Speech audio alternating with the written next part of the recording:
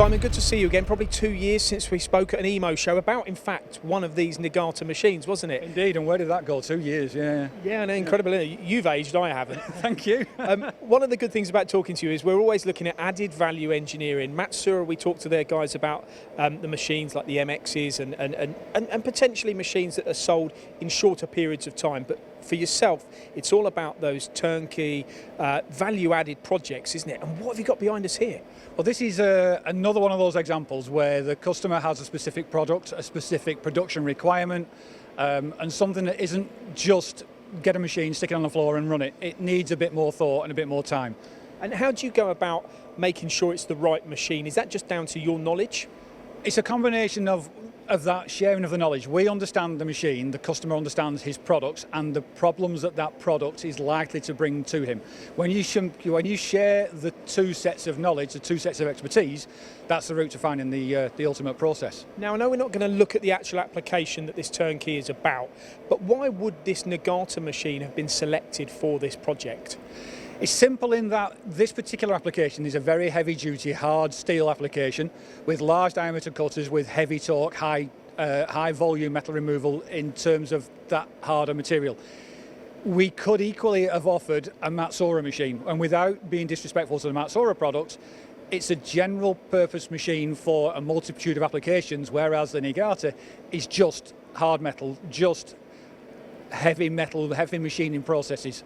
It does look like a pretty sturdy workhorse, and here you've got two pallets on the front, and they're your two loading stations where you load and unload. Yes, those are the two loading stations there, and we will have, in this application, we will have fixtures on both machines, hydraulically controlled with air sensing and intelligence.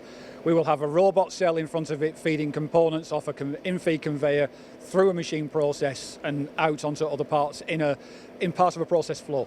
How long would this project take here? When the customer places the order to them coming here to sign it off? I mean, we can see it's obviously going through build at the moment.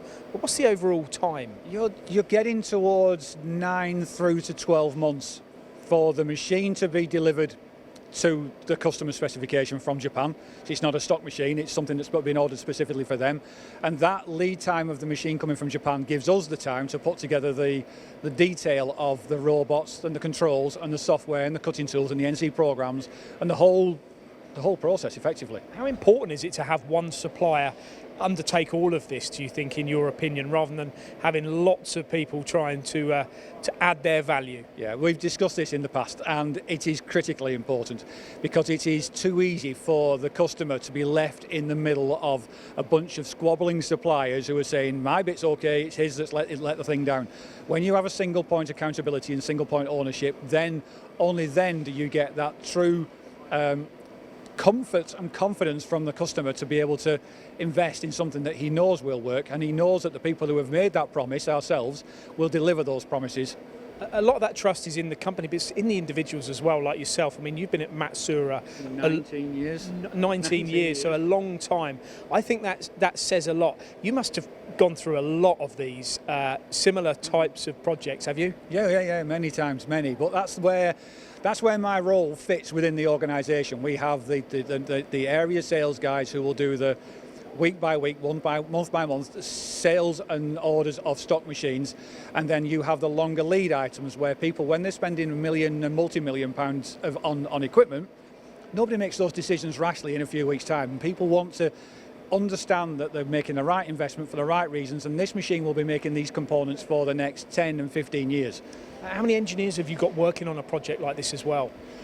Oh, that ranges because we have our own internal engineers, so there'll be 3 or 4 of those guys on it, and then we'll have 2 or 3 with the robot people, cutting tool guys in the background as well. So there's a whole host of supporting organisations behind us. And how many people do you think look at Matsuura and just think about the blue machines, have one tomorrow, next week, and actually don't understand that in the background here, this is all a possibility?